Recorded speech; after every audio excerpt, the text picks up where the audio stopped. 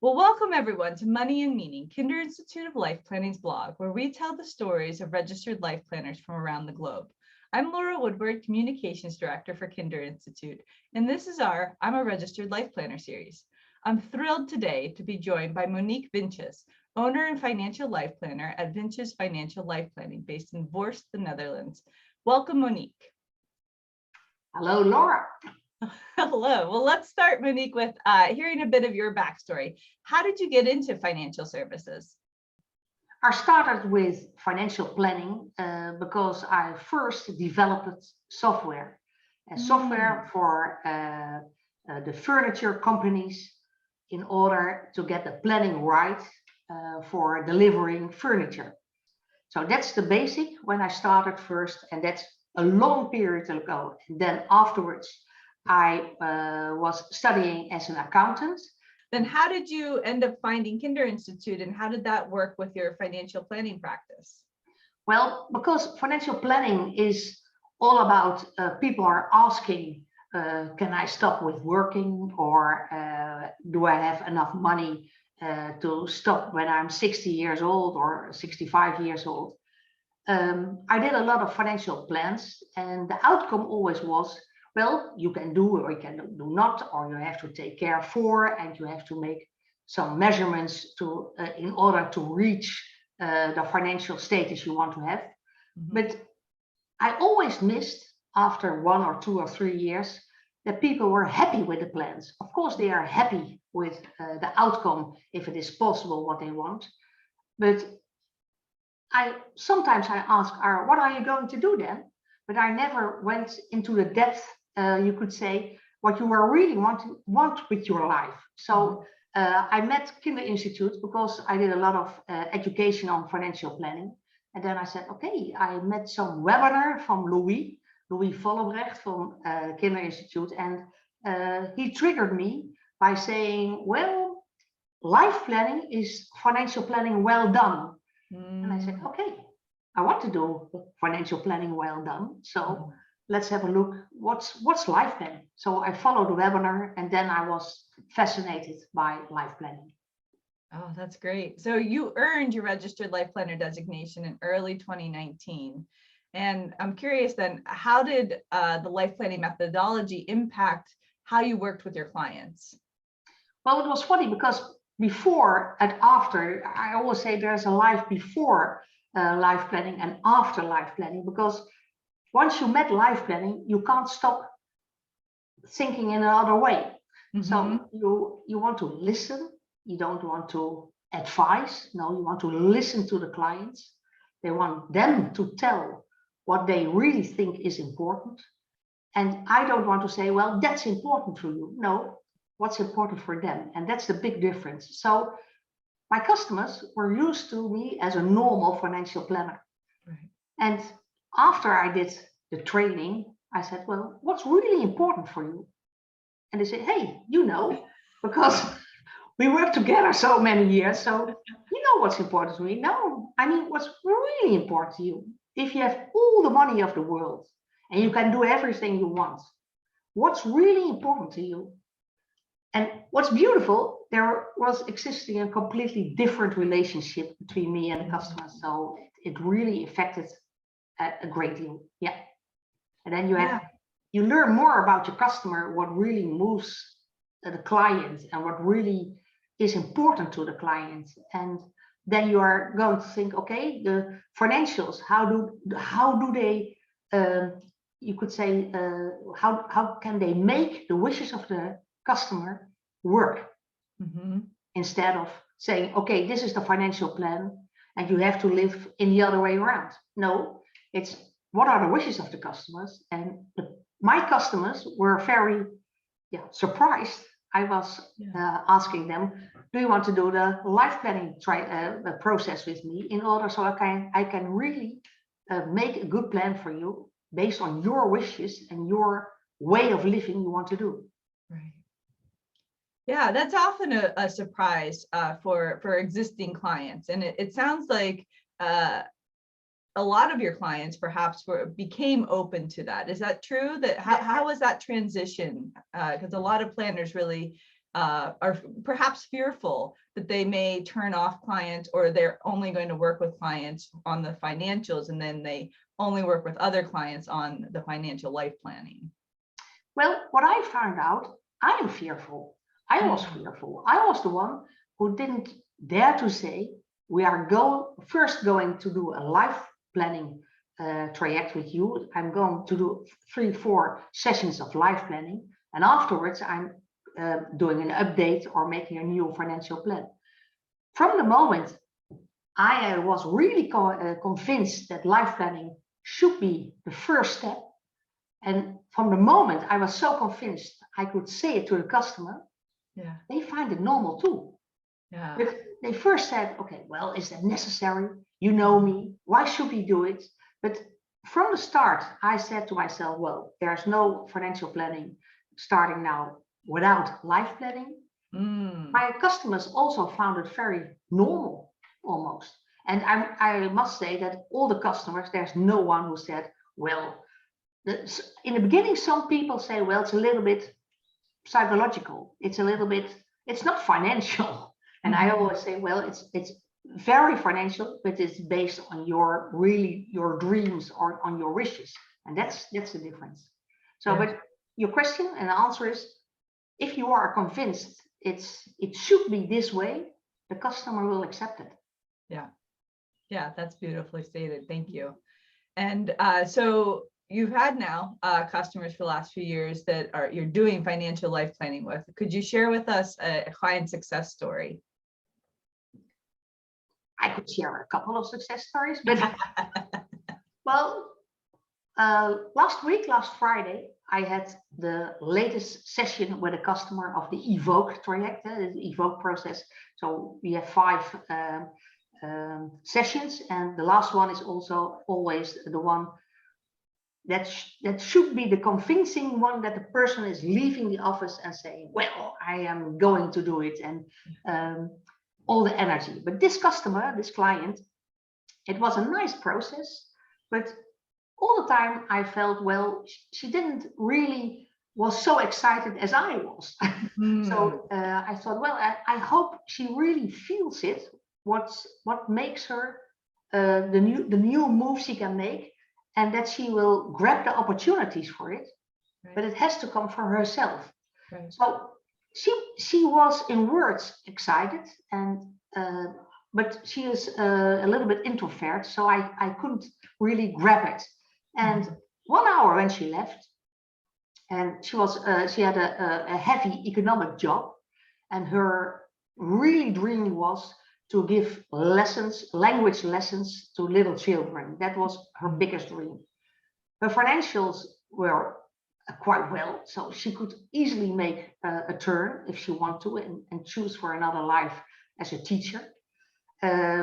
So she left the office, and she sent me 1 hour later a picture where she was standing at the side of a river with her arms fully stretched, and with the words, "I'm free." Well, that's the biggest gift, and I still get, I don't know how you call it, but you do those bubbles on your arms. Goosebumps. That was so exciting. And that's the last story. The people, you think people are experiencing, not showing that they are experiencing a lot of things, but she was an example that those 5 sessions brought up so much. And yeah, for me, such a picture to receive is such a gift. That's terrific. Yeah, that really is. Wow, beautiful story. Yeah. And part of this process is also that you personally go through the life planning process. One of our values as an organization is that every life planner has also been life planned and is living their life plan. So what happened in your life as a result of being life planned? A lot. There happened really a lot. The difference, you could say, I was working 60, 70 hours a week and always thought it wasn't finished. So I always felt the pressure of going on and never it was never okay to have private time because I wasn't finished with my work. I love to walk with a dog in the nature. I have a hunting dog, and she's terrific. But I never allowed to have enough time to do it and to train enough with her because I had to work. So what I did is I made for myself during the training, we have a buddy, and during the training, I explained to my buddy all the measurements I should take, all I would stop with the accountancy clients and would give them to another company and to sell them. And I also said to myself, okay, I work 3 days a week as a life planner, as a financial life planner. I will stop with the financial questions, which I can do, of course, but which are not fulfilling me. Right. But you, as I explained earlier, you have to reach the point that you are really daring to do that. So it was very difficult for me to say goodbye to the accountancy clients because I had them 20, 25 years, and then I say, okay, goodbye because of myself. Well, that was a hard job to do, but I did, and I'm very glad I did. And you could say the last 2 years, I'm really working as a financial life planner, and the time which I am spending with life planning and financial life planning is much more efficient and is much more fulfilling and much less worrying. So I have the feeling that I have a more free life now more than ever. Wow. So it's for me, it's really a big difference. Yeah. So it's what I experience myself, I see with the customers, and it's really life-changing. Life planning is really life-changing. Yeah. Yeah. Wow. Beautiful. Yeah. That is just wonderful to hear. And the fact that your cup is full, like you're fulfilling yourself, means that your customers feel that, your family feels that, your community feels that. It's just this ripple effect that happens as a result of this work. Yeah. The life planning is not only business-wise, it's also what you say in your private life, in your family life. You see things totally different. You have time for things which you want to make time for, and that's important. And it is not important, the pressure is not important anymore. It's the way you want to live is important. Yeah. So that's a big difference. Yeah. That's it. Wow, beautiful. So you've made this big transition in your life to become a financial life planner, and you've made personal transitions as well. So what would be one thing that you wish as a piece of advice that you had received earlier on in terms of your own path as a financial life planner that you wish that you knew, or you would like to share with new registered life planners out there that are just starting this journey? I would say dare to be a life planner. Dare to do it. If you are really convinced that I am really convinced it's the only way you can do good financial planning if you do it on the life planning way. And do it, dare it. It gives you so many gifts, but more important, it gives the clients so many good things and gifts for the clients itself. And let's make a better world altogether. I think it sounds maybe what we call in the Netherlands that you have goat socks on, and that means that you are a little bit not on the earth. But it is really very important. I think as a life planner, if you're convinced it's the way of listening, the way of encountering people. If you think that's really the best way, and I think that's the best way, do it and dare to do it. Also, in a financial way, dare to ask what is really what it's really worth. So dare to ask your money for it, and you will give a huge package of money back to the people itself. But it's rich. They are rich because of their lives themselves. So that's a big difference. Yeah, thank you for sharing that. Wow. So what is next in your life planning journey? And I should be very honest, of course.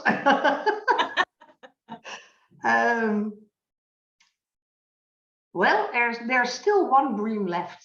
As I said, I have a lovely dog, Lizzie. I would like to have another puppy with it, so a second dog. But I also have, how do you call it? A hand puppy, and a hand doll. How do you call that? Like a tiny dog, like a No, or do you mean like a puppet? It's a puppeteer, or how Oh you? yeah. No, a puppet, sure, a puppeteer. Yeah. So I like to entertain people with my real dog and my well, puppeteer dog or doll, or how you call it. Yeah, your puppet. Yeah, no, that's beautiful. And my wish is that one day I dare to do that. And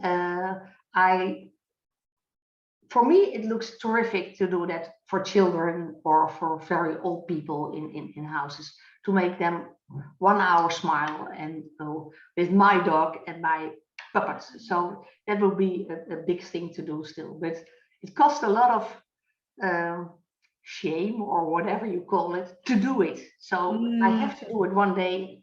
It will one day will come and I will do it, but it takes a little bit of time to be convinced to do it really. Yeah, no, that makes complete sense. There's a vulnerability that of putting yourself out there in that way. Yeah. Oh, well, what a beautiful dream, and make it happen. Yeah, make it happen. I will, Laura, I will. One day. Yes, no, you're gonna do it. That's wonderful. So anything else that you'd like to share? Well, I think I thought that it was an honor that you wanted to interview me, and I hope that a lot of people will follow. And if you are a financial planner, please take a look at the training and do it. And if you are a life planning, please go for it and do it. That's the only thing I want to share. Yeah. Beautiful. Well, thank you so much, Monique, for being here and sharing from your heart what life planning has meant to you, meant to your clients, and we greatly appreciate having you as part of our community. Thank you very much. With pleasure. Thank you.